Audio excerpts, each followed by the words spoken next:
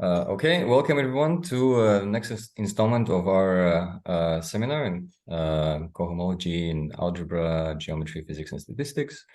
Our speaker today is Kostya Druzhkov.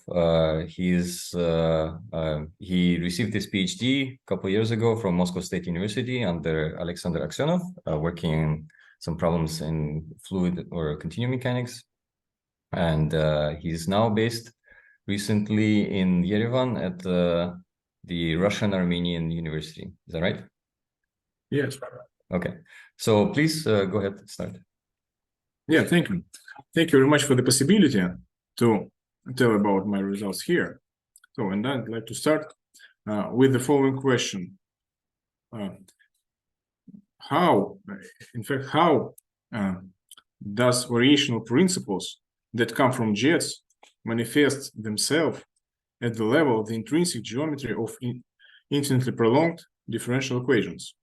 So here we can see three main problems, but it can be said that the main problem is how the variational principles manifest themselves at the level of the intrinsic geometry of a variational system of differential equations. So I will skip this outline for this. First of all, I'd like to introduce some basic notation. So let's consider a locally trivial smooth vector bundle pi, bundle of E over M. Here, dimension of the base space is n, dimension of the total space is n plus m.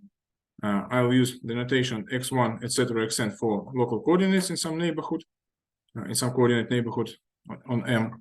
And also I'll use the notation u1, etc., um as local coordinates along the fibers of pi over u. And the bundle pi determines the corresponding bundle of infinite jets with the adapted local coordinates ui alpha along the fibers. The main structure on the infinite jet bundle is the Cartan distribution or Fab distribution, Lie distribution, contact distribution. There is a number of outstanding mathematicians that describe this distribution in their own way. So the Cartan distribution is spanned by the total derivatives, the total derivative operators. They are represented here. And also I will introduce a multi-index alpha in a bit unusual way maybe, but this multi-index is quite convenient for my purposes, for further purposes. So alpha is just a formal sum of independent variables of coordinates on the base space with some integer coefficients, and these coefficients should be non-negative. And modulo of alpha, just as usual, is the sum of its coefficients, coordinates, if you want. So by a Cartan differential form, we mean a form vanishing on the Cartan distribution. A Cartan one form, I will use the notation C lambda for Cartan forms. A Cartan one form can be written as a finite sum,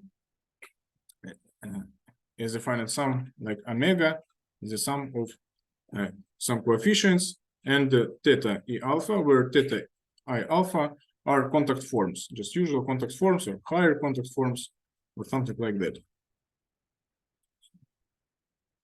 The module of Cartan one forms determines the corresponding ideal of the wedge algebra, of the algebra of differential forms on infinite jets. We denote by C2 lambda the wedge square of this ideal. I will call this ideal elements of this ideal as twice Cartan forms. So elements of this ideal can be represented, can be described as sums of forms that contain at least two multipliers of this form theta I alpha. So each form, each twice Cartan form is a sum of differential forms, each of which is a product of at least twice Cartan forms, at least twice contact forms, maybe more than two contact forms, at least two contact forms. Okay, and horizontal n-forms, I will introduce the notion of horizontal n-forms. They can be regarded as Lagrangian. They are just n-forms, differential n-forms, modular Cartan n-forms. So if a differential n-form has this form, the simplest form in local coordinates, then its Euler operator is defined by formula 3. So this is just usual coordinate representation for the variational derivative or for Euler operator, for the Euler operator.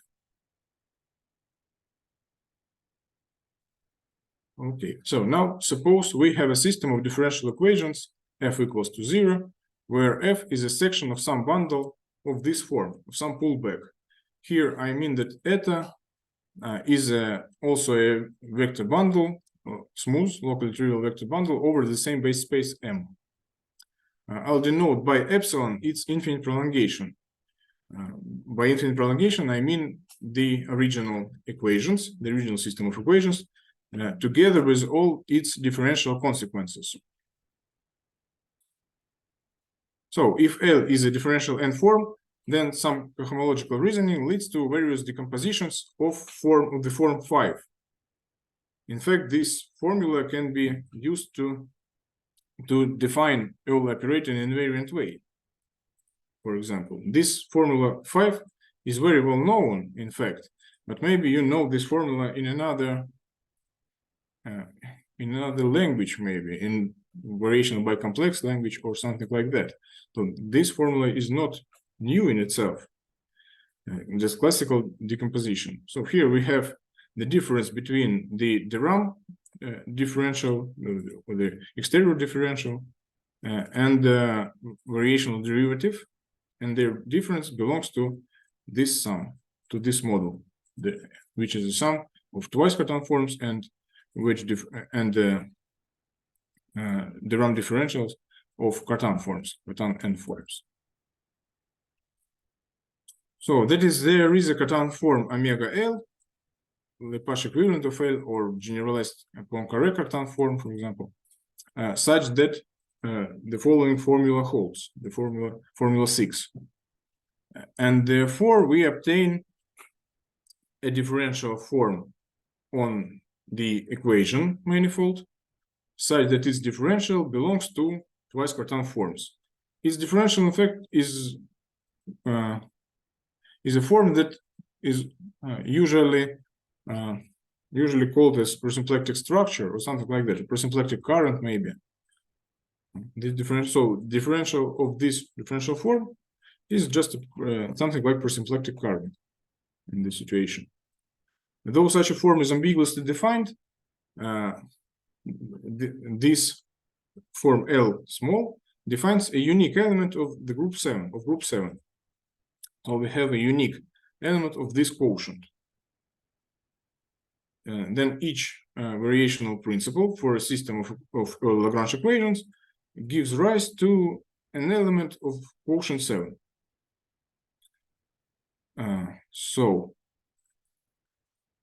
Okay. In addition, the horizontal cohomology class of L gives rise to a unique element of quotient 8, in the same way. And this results in the following commutative diagram. So if we have a Lagrangian, a horizontal n form, such that its variational derivative vanishes on the infinite prolongation of our original system, then this Lagrangian gives rise to an element of this quotient. I'll call them internal functionals, elements of this quotient. And besides, it gives rise to the corresponding cohomology class, and this cohomology class produces a unique internal Lagrangian that is element of this quotient space. Elements of this quotient space are internal Lagrangians. Besides, here we have some dotted arrows. This means that these arrows exist, but they are not uniquely defined. So each element of this quotient space produces not ambiguously defined a Lagrangian, a horizontal n form, such that its variational derivative vanishes on epsilon, and such that this horizontal form again gives rise to this internal function under consideration,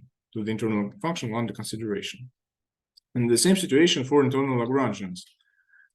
This result is based on the Igor-Hafken theorem for presymplectic structures, we know that presymplectic structures are related, at least some of them are related to variational principles, and we can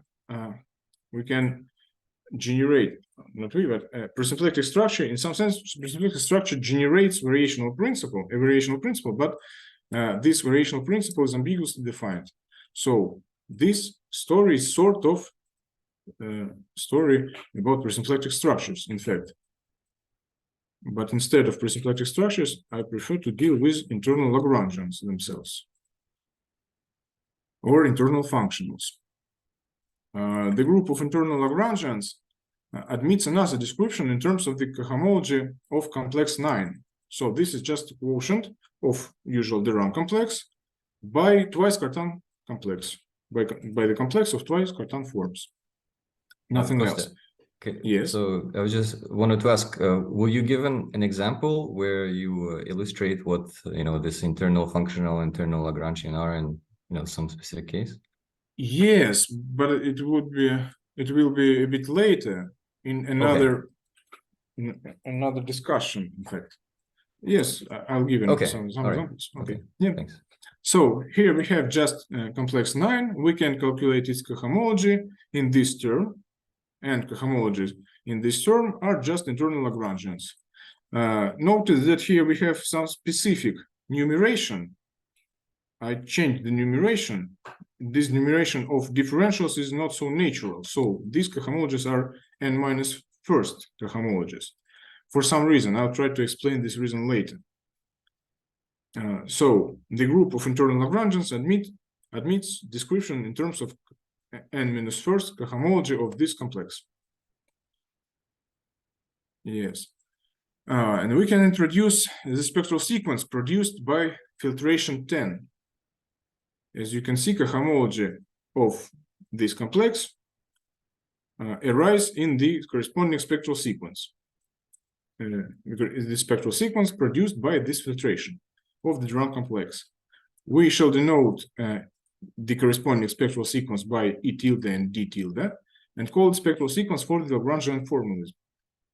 Note that the natural filtration without omitting of any modules produces the Vinogradov's spectral sequence. So the difference between these two spectral sequences is that here we have no C lambda. Filtration starts with C2 lambda, with twice Cartan forms, while in the Vinogradov's case, the filtration starts from just Cartan forms. So these spectral sequences are different. They are alike, but they are not the same. So further, we will discuss the relation between them. Of course, they are related somehow because they are so alike. But first of all, let me introduce some definitions.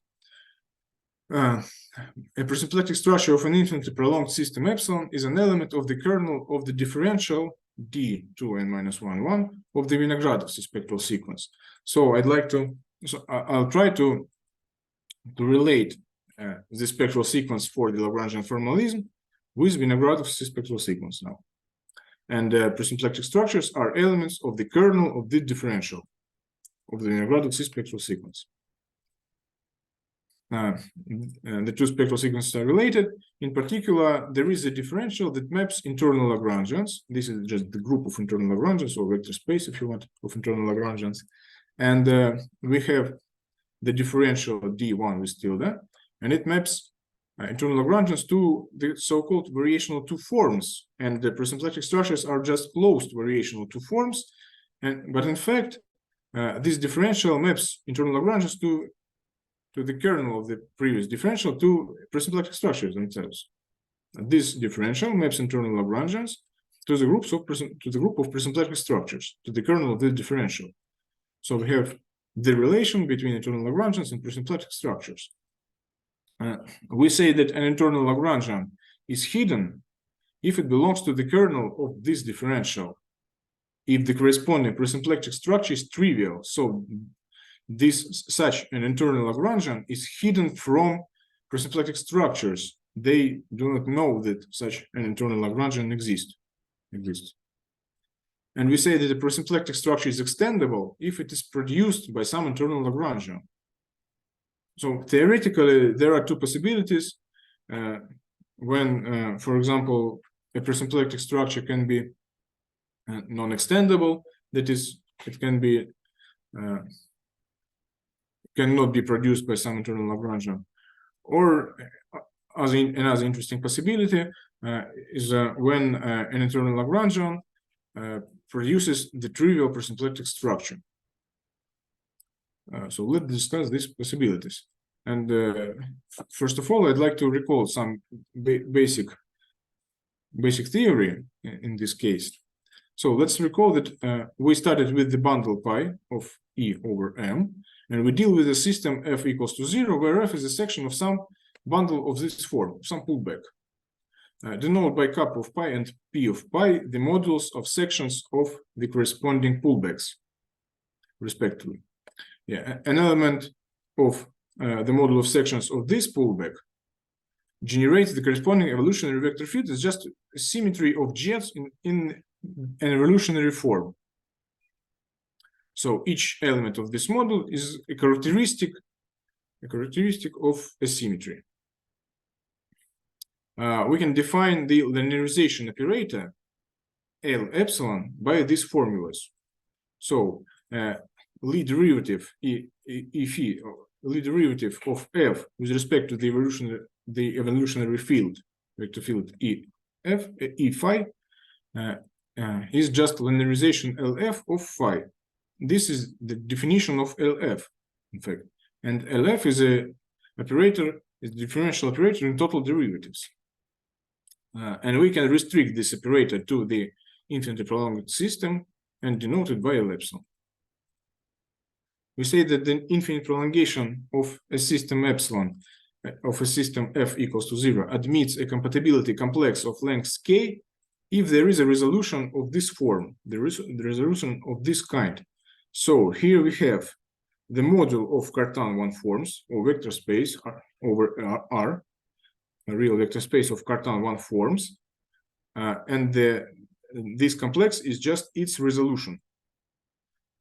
Besides, here we have module of, or vector space of operators in total derivatives, C differential operators. C means that here we have differential operators in total derivatives, differential operators from kappa to the algebra of smooth functions on epsilon. F of epsilon denotes the algebra of smooth functions on epsilon. And here we have the natural mapping between them. In fact, module of Cartan 1 forms can be described as module of operators, C differential operators from kappa to F, modular differential operators that belong to the image of this mapping. This mapping is just composition with linearization. So we always have exact part of this type, Yeah. And besides, we need sometimes we need some extension to obtain resolution for C lambda 1. If we can put k equal to 2, this means that we can stop here to write 0 here. It means then I'll call such a system L normal, linearization normal, if it admits the compatibility complex of length k. And in some cases, especially for gauge theories, we have compatibility complexes of lengths more than 2. So gauge theories are not L normal. So, Kostya, can I ask? So this complex that you're drawing here, so I guess delta 1 would represent the gauge symmetries. Yes, delta 1 is directly related. Yes, yeah, yes, on shell. Okay, so I guess if you're familiar with this terminology, this complex that you write down would be the same one that constitutes the on-shell BRST differential. Yes, in this analysis of gauge theories. Okay. Yes, standard BRST complex. Yes. So here, P2, etc., are some horizontal modulus. P1 is just restriction of P of pi to epsilon. cup is just restriction of cup of pi to epsilon. Yeah, so this is on-shell story. Actually, P2, etc. are some horizontal modulus that is just modulus of sections of some vector bundles over epsilon. C denotes C differential operators or operators in total derivatives, and so on. So delta i's are just operators in total derivatives. And here we have compositions with delta i's. And the mappings, the arrows, the differentials are just compositions with some operators in total derivatives. So once again, I'll say that the infinite prolongation epsilon admits a compatibility complex of length k if there is a resolution of this form. And now the corresponding result. The relation between the two spectral sequences implies the following theorem. First of all, the description of internal Lagrangians of PDEs completely reduces to presymplectic structures. This means that the group of presymplectic structures of an ODE is isomorphic to the group of internal Lagrangians. So internal Lagrangians gives nothing new in this case. They are just presymplectic structures, if you want. Yeah, as well as in the case of internal Lagrangians of a normal differential equation, that is differential equations that admit a compatibility complex of length 2. Besides, if an infinitely prolonged system of equations admits a compatibility complex of length 3, then the group of its hidden Lagrangians is isomorphic to this group of the Vinogradov C-spectral sequence. So if we have an opportunity to calculate this group using some methods by the Vinogradov school, then we can describe hidden Lagrangians for a system that admits a compatibility complex of length 3. And moreover, conic systems of differential equations admit neither hidden Lagrangians nor non-extendable presymplectic structures. So in this case, we again have the situation when the groups of presymplectic structures and internal Lagrangians are isomorphic. Yeah, I guess that I must explain the word conic systems. By a conic system of differential equations, I mean a system of differential equations that admit a scaling symmetry, a scaling of dependent variables and their derivatives only, without any rescaling of independent variables. The main reason for this notion, for this special situation, is that conic systems are homotopic to the base spaces, and such scaling symmetry defines a homotopy with base symmetry, homotopy equivalence with the base space, symmetry with the base space. So homotopically, they are just their base spaces. And this results in the fact that the second page of the Vinogradov spectral sequence is trivial in this case, for conic systems, I mean. And also we can conclude that the group of hidden Lagrangians of a system of equations with two independent variables is also isomorphic to this group. The group of hidden Lagrangians of an irreducible Lagrangian gauge theory is isomorphic to this group. By an irreducible gauge theory, I mean a gauge theory that admits a compatibility complex of length 3. So this story is just about length of compatibility complex.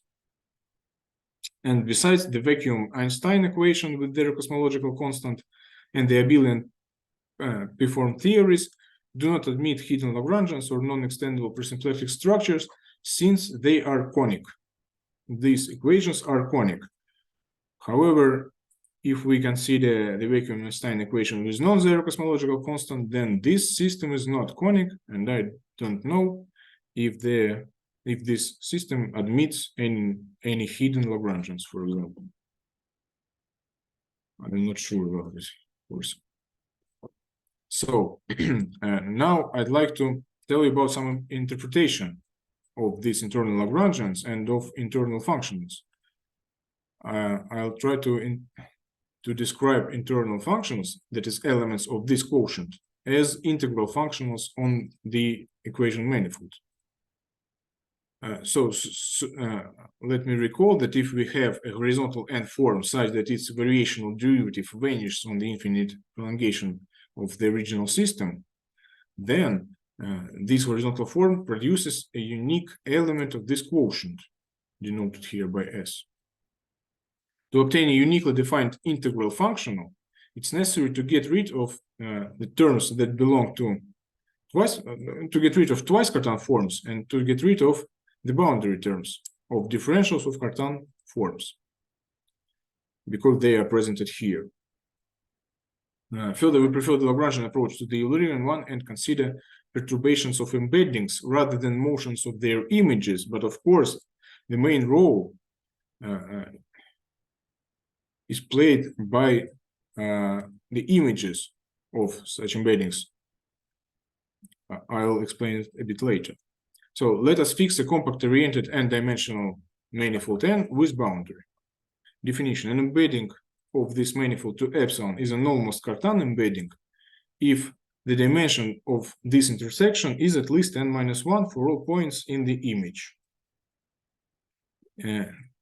Here we have the dimension of the intersection of the tangent plane to the image and the corresponding Cartan plane at the corresponding point.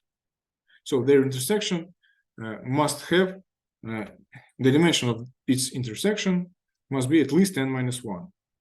I will use the following notation for them for almost Cartan embeddings. And the main motivation is that if sigma is an almost Cartan embedding, then the corresponding pullback is trivial. All pullbacks of twice Cartan forms are trivial. So this is how we can get rid of these terms. One can say that, oh yes. Maybe I'm a bit lost in this definition. So this embedding, this n, what is n supposed to be? Anything, just anything. Any compact-oriented n-dimensional manifold. In fact, it's not so necessary to consider such manifolds, such separate manifolds. I'd like to consider submanifolds of epsilon, and that's all. Yeah. Submanifolds of epsilon, compact-oriented and dimensional submanifolds, such that this relation holds. Mm-hmm. But so if you replace, so if you take n to be just the base space of all the bundles, yes, it's possible. These are just sections of. Yes, and yeah, so this is the main case. Right? Yes. Okay. No, but they are not solutions. They are almost solutions. Solutions, if the dimension is n, the dimension of this intersection is n, then they are solutions. But here we require that the dimension of the intersection is at least n-1, not necessarily n. So it's a weaker condition. Okay. Yes, they are almost solutions in this sense. Okay. And just to for my own illustration, if your equation is say normal and you have an initial value problem and you take n to be an initial data surface, what condition must it satisfy to be an embedding in your sense? So we should have some mapping from n to epsilon, not from its boundary only, from n to epsilon. But you said n could be anything, right? Yes, n could be anything. Right. So I take the base space. So, yes. Inside the base space, I take a surface which could serve as an initial value surface. Okay. And now, what do I need to get an embedding from that initial value surface? Well, so I guess you need to consider not only surface. In fact, you need to consider n-dimensional submanifold of the base space of the same dimension. Not only codimensional one surface. You need to consider a part of the base space n-dimensional submanifold. So this manifold n has to have the same dimension as the base space. Yes. Okay. This manifold n has the same dimension. Yes. I see. Okay, so that's always the case, and the basic idea is that you want such things so that then you can pull something back to n and then integrate over n. Yes. Okay. In fact, I'll integrate over the image of n, of course. The images of n play a crucial role in this situation. But I prefer to describe this construction in terms of such n, and that's all. Okay. That's just all. Oh, I see. Just before your definition, you say that you want an n-dimensional manifold. Yeah. Sorry. Yes. Okay. All right. N-dimensional. So one can say that a codimension one surface in N is a spatial surface if it's if the tangent plane to its image lies in the corresponding Cartan plane for all P, for all points P of sigma of sigma. So this is the relation with covariant phase space formulas. For example, this can be seen as relation. This can be regarded as relation with the covariant phase space formulas. In this case, I will discuss it a bit later again. So, another definition: sigma defines a boundary value problem if this formula holds. If the tangent plane to the boundary of the image lies in the corresponding Cartan plane. Maybe you know this situation as the fact that on the boundary, sigma solves the corresponding boundary equation. We can restrict our equation to the boundary of n, and we can obtain the corresponding boundary equation, boundary version of the original equation. So if sigma solves the corresponding boundary version of the equation, then sigma defines a boundary value problem. It's just terminology. And the corresponding notation, sigma belongs to BA n of epsilon. And the main motivation is the following. If sigma is an almost Cartan embedding that defines a boundary value problem, then the corresponding formula holds. Formula 16 holds. So this is our way to get rid of elements from this sum. Now we can say that if L is a horizontal n form such that the variational derivative vanishes on epsilon, then this horizontal form determines a unique integral functional. This integral functional belongs to the intrinsic geometry. Note that this integral function belongs to the intrinsic geometry. Of course, we can eliminate n from this construction. N is just for convenience. Of course, the integration. Of course, here we have the integration over the image, in fact, over the image of n. But it's more convenient to describe it in this sense, in this way, in this fashion. So here we have a unique integral functional determined by the, purely determined by the intrinsic geometry of the corresponding system, infinitely prolonged system. Here L represents an element of the corresponding quotient of this quotient space. That is, L represents an element of internal function. So this internal functional S now becomes an integral function. If sigma defines a solution to epsilon, then if sigma coincides with the value of the original action on sigma, this means that S is just the way for the original Lagrangian to reproduce to the original variational principle, just the way for the original variational principle to reproduce itself in terms of the intrinsic geometry of the corresponding variational system of equations. Because if sigma defines a solution, then S of sigma is just the value of the original action of sigma. So here we have the following picture. Now we have the following picture. A compact-oriented n-dimensional manifold n gives us the following situation. If we have a horizontal form such that its variational derivative vanishes on epsilon, then we have two columns here.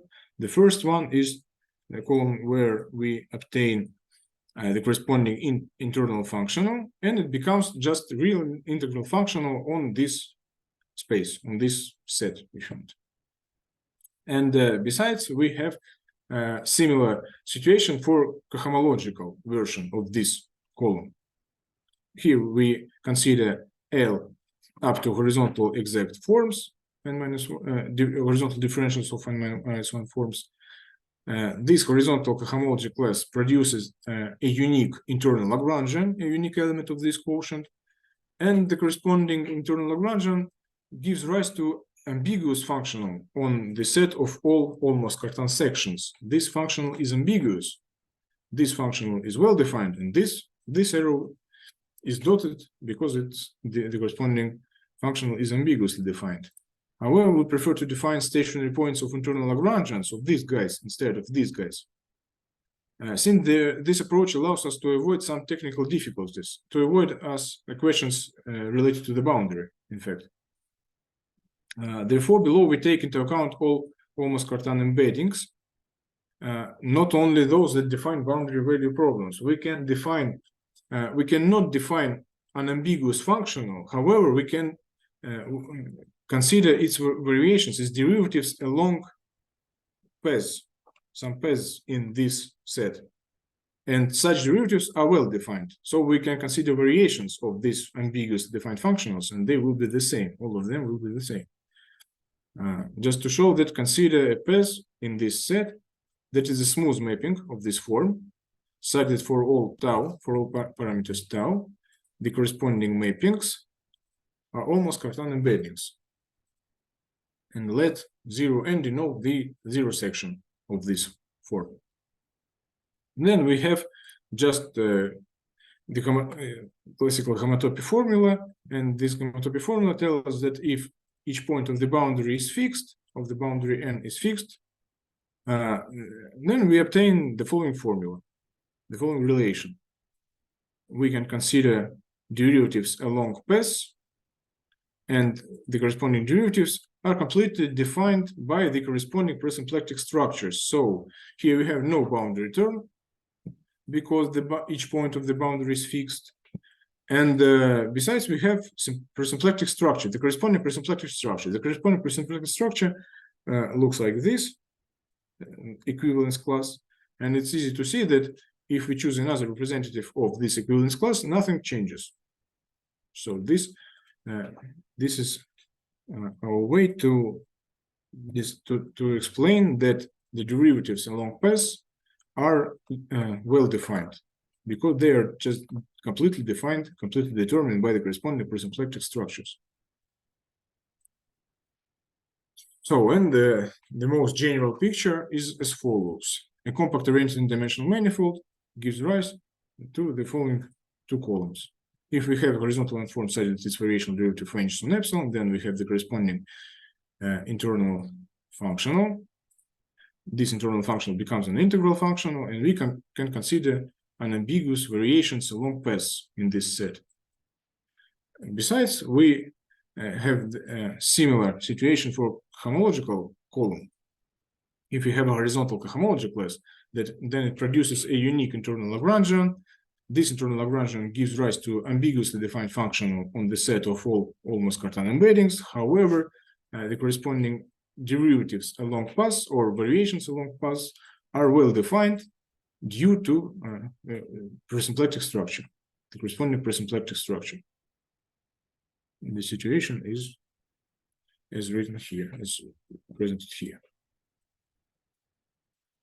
So we can introduce the notion of stationary points of internal Lagrangians. If sigma is an almost Cartan embedding, then it is a stationary point of an internal Lagrangian L if the corresponding formula holds. If if the corresponding derivative along any path in this set such that its original value coincide with sigma is trivial. Here we require that each point of the boundary is fixed also. So we can introduce the notion of stationary points of internal Lagrangians. If sigma defines a solution, then it's a stationary point of any internal Lagrangian of epsilon, of course, because of this formula. It's easy to see, because of the homotopy formula. Well, it's easy to see that if we substitute n Cartan arguments to this form, then this form just vanishes. After that, this form vanishes, because this form is at least twice Cartan, n plus one form, at least twice Cartan, n plus one form. If we substitute n Cartan vectors to this form, then it vanishes. One can also define stationary points of conservation law the same way. It's just remark. So let's consider some example now. Example of internal Lagrangians and of stationary points as well. So consider just Laplace equation uyy equals to u minus uxx and its infinite prolongation epsilon. Let n be a compact submanifold. It's not so important which submanifold we choose. So there is the Lagrangian, the horizontal form LH, where L is presented here. The corresponding internal Lagrangian is represented by the restriction of this form. So here we have just Lagrangian equivalent or generalized for Cartan form for this Lagrangian L, for this form L. And this internal Lagrangian, this restriction of this form represent the corresponding internal Lagrangian. We can choose any representative since we know that nothing in our construction depends on the particular choice of a representative of the corresponding equivalence class. So we can deal with this, with the restriction of this form itself. Suppose y capital is a smooth function on n, and sigma is an almost Cartan embedding that is which is a local section of the corresponding bundle, just a local section. So n is a submanifold of the base space, and additionally we suppose that sigma is a local section of the corresponding bundle. A local section such that differential of sigma maps this vector field to the Cartan vector fields, to the Cartan vectors at each point of the base space, not of the base space, but at each point of this n. Of course, sigma must determine something as pullbacks of the coordinate function u and of the coordinate function uy in this case. And in local coordinates on epsilon, we have the following form. We have the following coordinate representation of the section sigma. U equals to f, it's pullback. We denote pullback of u by f, and pullback of uy by g. And all other coordinates are unambiguously defined by these two functions, in fact. This is related to the fact that the original equation, the Laplace equation, admits no characteristics. So if we choose a function y and we require that the corresponding almost Cartan embedding maps the corresponding vector fields to Cartan vector fields, then arbitrary two smooth functions on n determine an appropriate sigma and vice versa. So let delta f, delta g, and delta y be arbitrary smooth functions on n vanishing together with all their derivatives on the boundary. Substituting f plus tau delta f and so on for g and for f and so on in sigma, we obtain the corresponding path gamma. In this situation, it suffices to consider the formal pullback of this form. Here, by the formal pullback, I mean that I use the notation f and g for arbitrary functions, not for specific functions in this case. Yeah, and L is just the restriction of this form to epsilon, to the infinite prolongation. Varying with respect to the variables f and g, we obtain the following equations. Equations 28. So here we don't need to vary with respect to the variable y. We can do that. We can do that. This variable y just determines the vector field that maps to the Cartan vector field. We can vary with respect to the variable y, but we need not. And as we will see below, this is not a coincidence. Why we need not? Because here we have the relation between f and g, the desired relation between f and g. If you remember, g is the corresponding coordinate for uy. So if we consider a solution, then g equals to this derivative. And besides, using this relation, we can obtain the corresponding equation for f. F must satisfy the same equation. The original equation, the Laplace equation. And since f and g determine an appropriate section uniquely, then we can say that any functions f and g that satisfy to this system of equations determine a solution. So an almost Cartan embedding that is a local section of the bundle of this bundle is a stationary point of the internal Lagrangian under consideration if and only if it defines a solution to epsilon. So in this case, the corresponding internal Lagrangian allows one to distinguish between solutions and all other almost Cartan embeddings. We have this variational principle that allows one to distinguish between them. So can I ask a question at this point? So maybe if you go back one slide. So here go back one slide where you define the here. So this sigma yes, what do you call them? Almost section, yeah. Almost Cartan section, yeah. Almost Cartan sections, right? So you've defined this functional that depends on almost Cartan sections, and the critical points of this functional are the solutions. Yes. But what can you say about the existence of almost Cartan sections? So are there all almost Cartan sections are described by arbitrary two functions on n. Determine an almost Cartan section in this way and vice versa.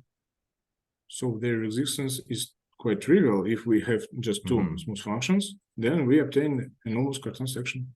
The corresponding almost Cartan section. So this is a case where I think you were talking about boundaries of almost Cartan sections and how they correspond to basically boundary data satisfying constraints deduced from the equations. Is that, am I remembering correctly? Here we have, we do not need to consider some specific boundary conditions because we consider stationary points of internal Lagrangians, not of internal functionals.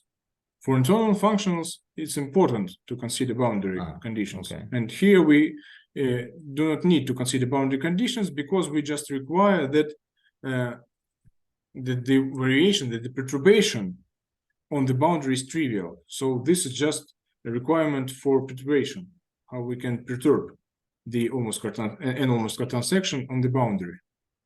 And when we consider such functions, such variations of functions f, g, and y, we require that they and all of their derivatives vanish on the boundary.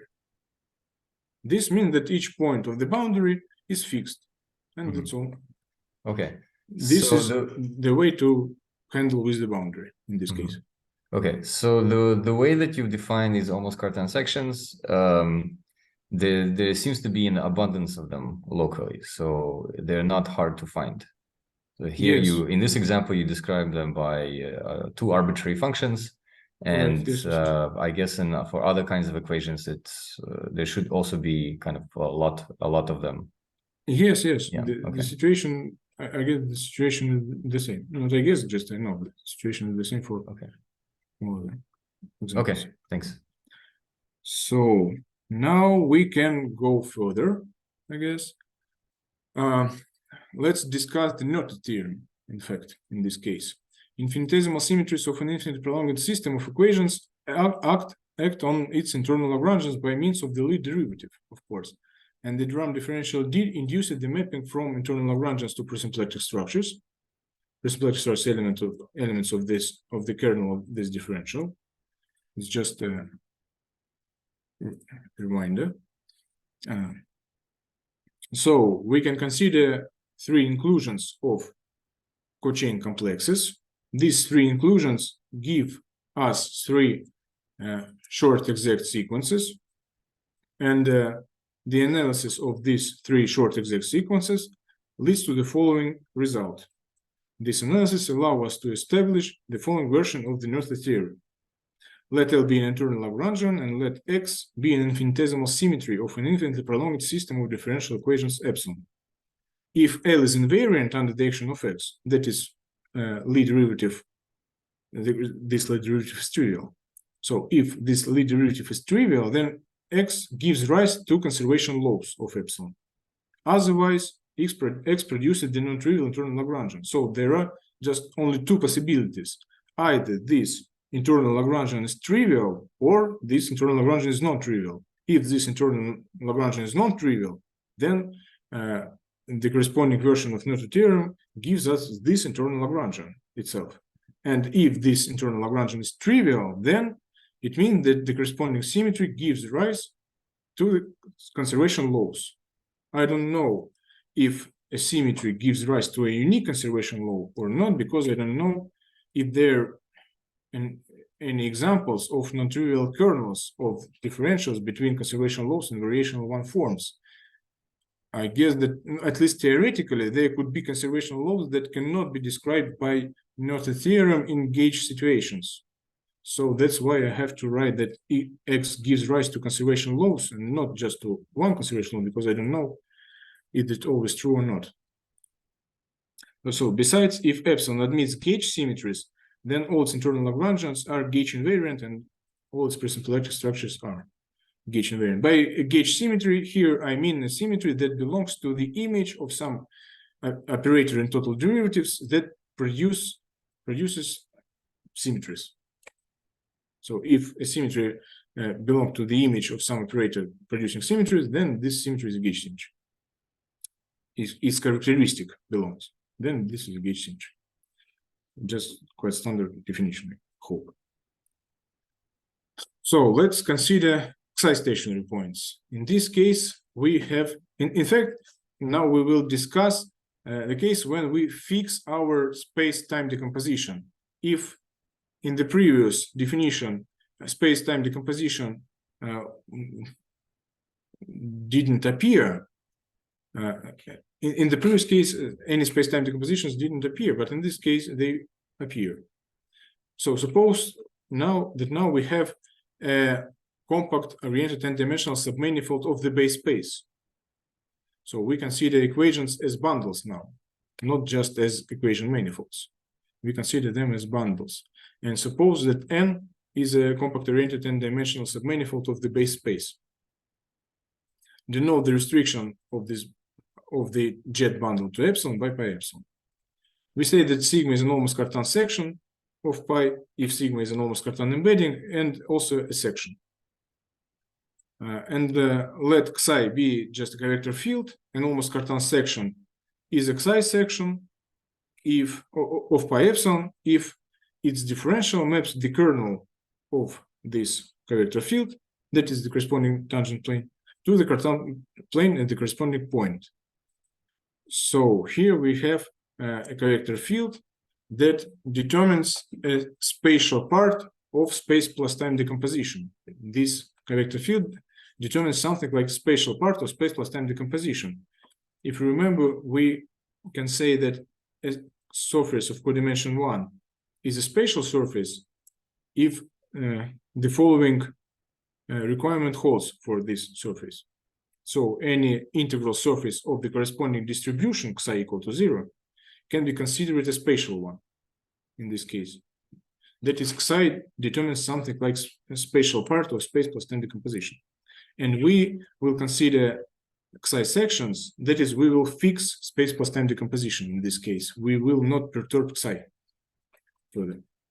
So definition, let L be an internal Lagrangian, L small be a differential form representing L. We say that Xi section sigma is a Xi stationary point, not just stationary, but Xi stationary, if the following relation holds for any path in Xi sections such that gamma of 0 equals to sigma and the boundary is fixed, and each point of the boundary is fixed again. So here we consider variations of almost Cartan sections within the class of almost of Xi sections only. We consider variations of Xi sections within the class of Xi sections. And that's how we define Xi stationary point. So here we do not perturb space plus time decomposition. Xi section is a Xi station point if the corresponding requirement holds. If Xi section is a stationary point of an internal Lagrangian, it's also Xi stationary one. It's quite obvious from the definitions. And now we obtain the following theorem. Let L be a differential and form on some finite jets jk of pi, k greater than or equal to 1. And let epsilon be the infinite prolongation of the corresponding Euler Lagrange equations. We consider these Euler Lagrange equations without infinite prolongation, and separately we consider its infinite prolongation epsilon. So suppose Xi is a non-vanishing, non-characteristic vector field for the corresponding equations on these finite jets, such that the corresponding distribution is integrable. Suppose that Xi is such a non-vanishing, non-characteristic vector field, is a non-vanishing, non-characteristic vector field, such that the corresponding distribution is integrable. Then Xi section is a Xi stationary point of the corresponding internal Lagrangian, if and only if it is the local solution to pi epsilon. Further, I'll call such differential forms non-degenerate differential forms such that the corresponding Euler Lagrange equations admit a non-characteristic non-vanishing vector field. So if we have a non-degenerate differential form on some finite jets, then we know that Xi section is the Xi stationary point of the corresponding internal Lagrangian if and only if it's a local solution to pi epsilon. This theorem describes something like completeness of the corresponding variational principle. One can say that such Xi is related to n-1 decomposition, to n-1 decomposition, to some space plus time decomposition.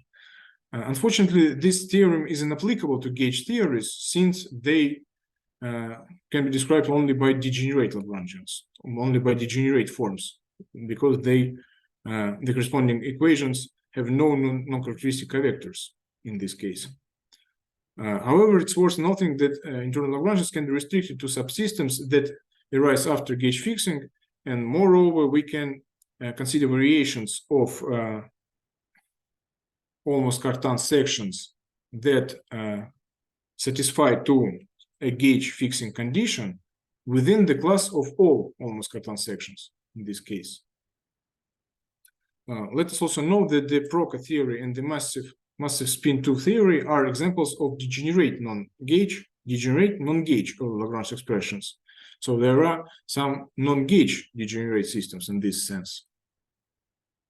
Let us discuss the role of characteristics now. So just a note on time. How much more time do you think you'll need? I'm sorry, yes, it's something like 20 minutes. Okay, can you do it or in 15 minutes? 5 to 10 minutes. Okay, no problem. Okay, Yeah. so here we can see that characteristics can interfere with the corresponding variational principle because in this example we have an infinite number of functions that determine an almost Cartan section, and we cannot relate an infinite number of arbitrary functions using the corresponding variational principle. It's obvious. This means that characteristic can cause problems in principle. If we consider dy sections in this case, and dy is the characteristic, dy determines the characteristic distribution in this case, then dy sections can be described as an infinite number of functions, and we cannot relate them to each other. We cannot obtain infinite number of equations. The following example is quite surprising. Let's consider the potential KdV equation. This equation admits the presymplectic structure determined by this operator into the derivatives. And of course, this operator has non-trivial kernel, and moreover, a symmetry of this equation belongs to the kernel of this operator, namely the U-shift symmetry. U-shift symmetry has characteristics 1, and the unity belongs to the kernel of this operator, of course. The corresponding presymplectic structure should be considered a degenerate one. It can be related only to variational principle that gives a consequence of the original equation, but not the original equation itself, of course. There exists a unique internal Lagrangian producing the same presymplectic structure, this one. this internal Lagrangian is represented by the restriction of this form. And let us fix arbitrary non-characteristic vector field, non-characteristic. Then exercise section is of this form. Here, any almost Cartan section is determined by 3 arbitrary functions on n in this case. The expressions for all other coordinates on epsilon are unambiguously defined. So we obtain the following pullback in this case. And we can vary the corresponding action with respect to the variables f, g, and h. Hence, we obtain the following system of equations. This system of equations is incomplete in the following sense. We have no relations between f and g here. We have no desired relation. These equations do not imply the desired relation. Therefore, the set of excitation points contains more than just local solutions, and it's quite easy to expect in this situation because the corresponding variational principle should be degenerate, of course. However, we can also vary with respect to x. That is, we can perturb space plus time decomposition. And variation with respect to x gives us the missing relation between f and g. And this means that if xi determines a non-characteristic distribution, then xi section is a stationary point of the internal Lagrangian if and only if sigma is a local solution. This situation is quite strange. But this is not the case for xi stationary points, at least. So we need the definition, the notion of xi stationary points. This example is quite strange in this sense. And the last example is the Proca equations in Minkowski space-time. Here we have just a local situation. It can be described in local coordinates, one coordinate system. We have f mu nu. F mu nu denote the corresponding difference, just like as usual. And we use the diagonal matrix to rise and lower indices. In this case, the corresponding Euler-Lagrange equations admit the first order differential consequence. This means that the corresponding differential form is degenerate. It cannot, the corresponding Euler-Lagrange equations cannot admit a non-characteristic vector since this system possesses a differential consequence of a lower order. The corresponding internal Lagrangian is given by the restriction of this differential form. We can treat x mu ai and f 0i as spatial derivatives, and spatial derivatives as local coordinates on epsilon. Here I mean that the index I goes the values 1 and etc. spatial values only. It can take spatial values only, while indexes mu and nu can take any values, just like as usual. In fact, the Proca system is equivalent to the following evolutionary system. It can be written in the evolutionary form. We can use f0y not just as a notation for this difference, but as new local coordinates, in fact. And the corresponding Proca system is equivalent to this evolutionary system of equations. This allows us to apply the corresponding variational principle to test it. Any dt section has this form. In this case, here we use these notations for the partial derivatives, while similar notation for coordinates denote coordinates on epsilon, and we get the following pullback in this case. The corresponding Euler-Lagrange equations coincide with with equations 39 in terms of A and F. In fact, G represents F and F capital, and F small represents A. And we obtain the same system of Lagrange equation. Thus, all the dt stationary points of the internal Lagrangian are solutions to the Proca equations. And this is probably due to the fact that the Proca equations can be written in an evolutionary form. I get that this is the reason, the main reason why the corresponding variational principle is complete in this sense. In the sense that dt stationary points of the internal Lagrangians are solutions.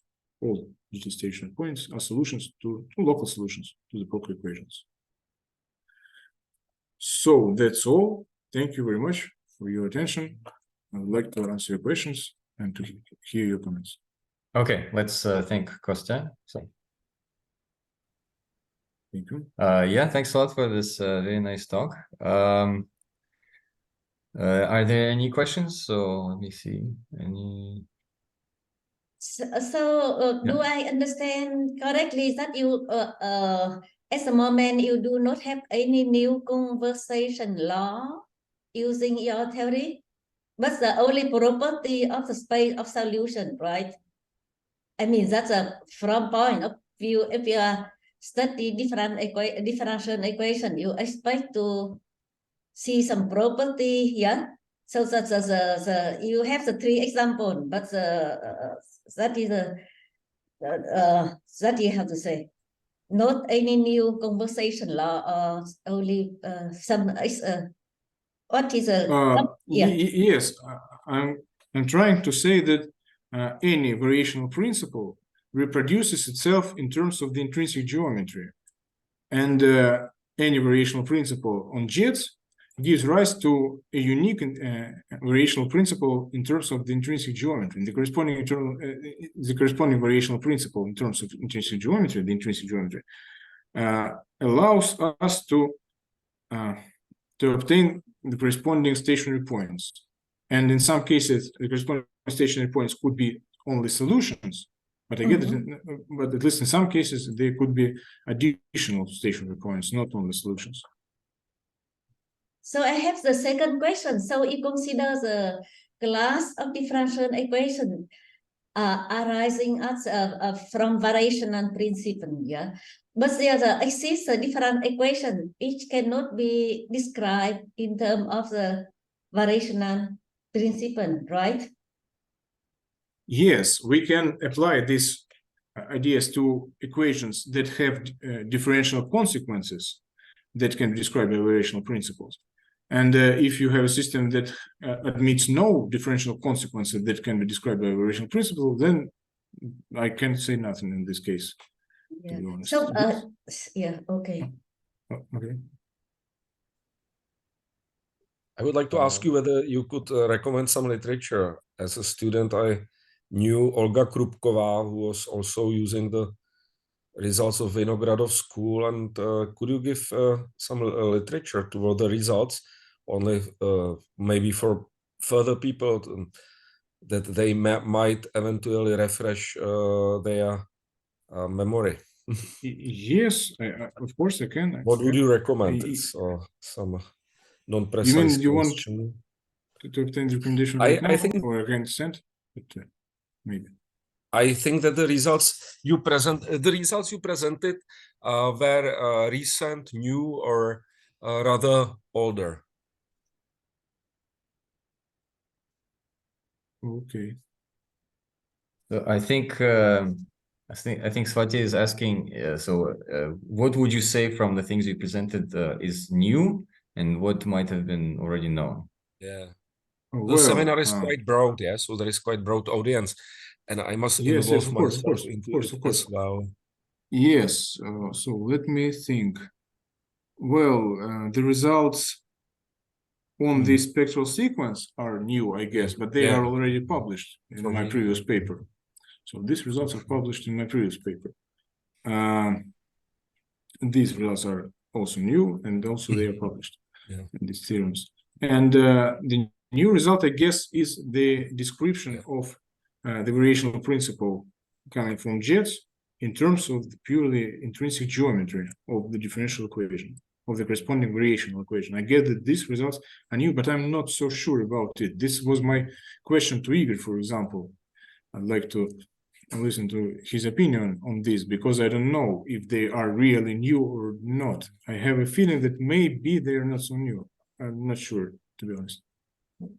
Yes, okay. Well, no. So Swatya, and you also asking for references. I think one of the books by Vinogradov on conservation laws.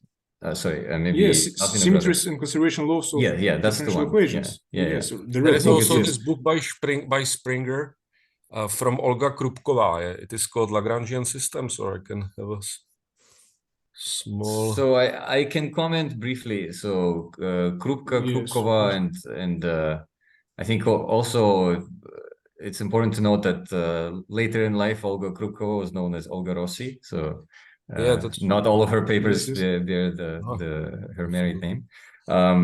They used different formalism. So they never used infinite jets, so they didn't like to use infinite jets. And so all of the But in things the that book, they there were, are infinite jets. In the book of Krupkova, there are JK for any K. So yeah, no, but the K, for any K is K finite. okay. Yes. So they in some sense that, you know, there's a certain simplification that happens when you go from finite but, you know, arbitrary large jets to infinite jets, and they don't make use of that simplification. So somehow their formalism is more complicated. But I mean, they've done a lot of analysis of variational systems. Okay.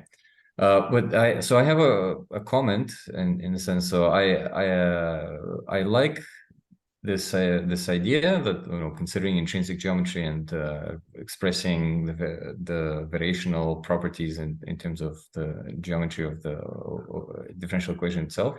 I think if you don't consider the variational aspect, there's like an much older analogous result that any any definity, which is kind of intrinsically defined as a manifold with some involution distribution, can be embedded into its own jet bundle.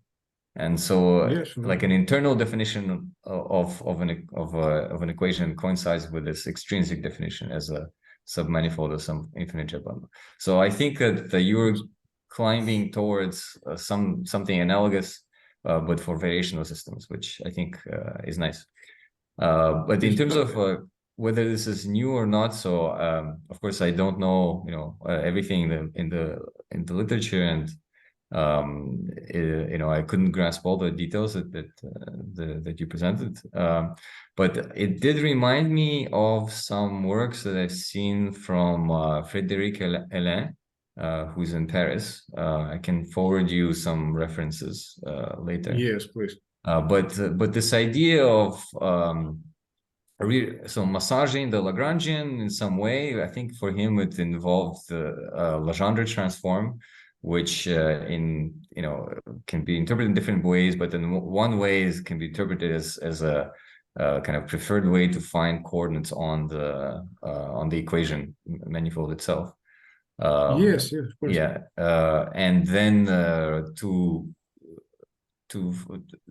he found some condition that identified solutions by exactly this kind of stationary property with respect to variation of integrating some form expressed in terms of the canonical momenta and coordinates, which I think is quite similar to this internal critical point of the Lagrange, of the critical point of the internal Lagrangian property that you found. So I think you should definitely check out his papers and maybe try to translate this kind of Hamiltonian, covariant Hamiltonian formulas to what you're doing.